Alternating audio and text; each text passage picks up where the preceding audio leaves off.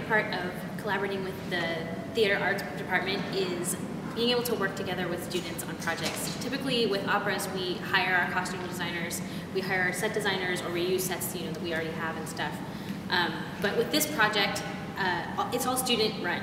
Everything is student created, it's all fresh from our ideas, and we are all collaborating on like a giant group project. It's just working on an opera is so different than working on any other set design that I personally have done before. Just because in every production that I've designed before, it's been primarily a unit set that the actors would work on. And there would be some set changes, but in an opera, especially this opera and to this scale, there are several different scenic changes to completely different locations that have to be sort of orchestrated in to the music and to make sure that they don't get in the way of the singers and dancers, and to create this sort of frame to showcase the singers and also back them up in helping to tell the story that they are telling primarily through music and through song. So that has been quite a challenge of working it's in such a large scale sort of production with all of the scenery and all of the set and all of the scenery that's in the shops right now, and it being constructed and then being painted now it's quite something to behold, just the sheer size of everything. I think it's going to be a really spectacular production.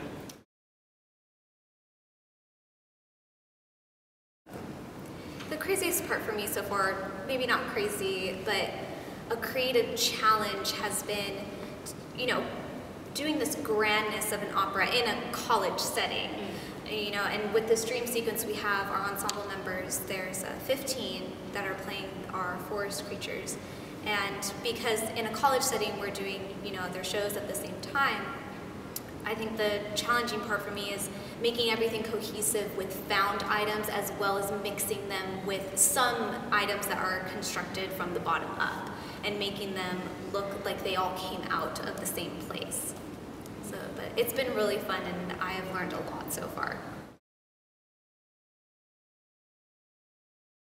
The craziest thing about it is just the scale that it's at. I know this is a lot of firsts for us as a design team in terms of the amount of work that we're doing. There are prosthetics, there are wigs, there are changes, they're pretty much everything you can imagine as a makeup designer.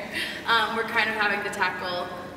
So it's definitely been probably like the biggest learning experience of all time. But it's so exciting. It's gonna look stunning, and we're all very excited about it. Be an environment where we have to be so vulnerable, and it's totally an emotional outlet, I think, for all of us. One of the ways that we tend to block our scenes is our director Patrick will say, just play around and have fun. And it's kind of nerve-wracking because you literally put yourself out there. Like there was one scene where you were biting off Reese's with your mouth and doing crazy things, and we all were jumping around tables and running around, and I know I slapped Chelsea and made her red. But you just totally have an outer body experience when you're just running around and playing. And I think that kind of has to do with real life, no matter what it is, whether it's art or whether it's science or whether it's math or whatever you're doing. We just have that, that huge privilege that we can do that in such a beautiful art form that when you get out there in the real world, when we all graduate, we are going to have to really go out there and really be vulnerable and just be okay with it and just let go and have fun.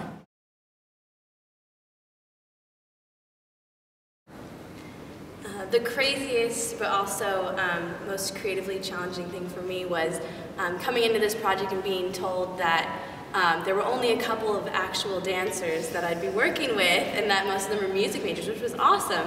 But it was a little like, okay, so how's this gonna work? But then going into rehearsals and just the openness of everyone and how these singers could move so well, and it was amazing to just see how they had no inhibitions and they went for everything, and seeing the final project up in 294 and just seeing the whole final thing come together was just like, oh my gosh, they pulled it off beautifully. And you cannot tell that some of these people have never had movement experience in their life. It was mind-blowing and so neat as a choreographer to have such great people to work with. So it was definitely, that was the best moment for me.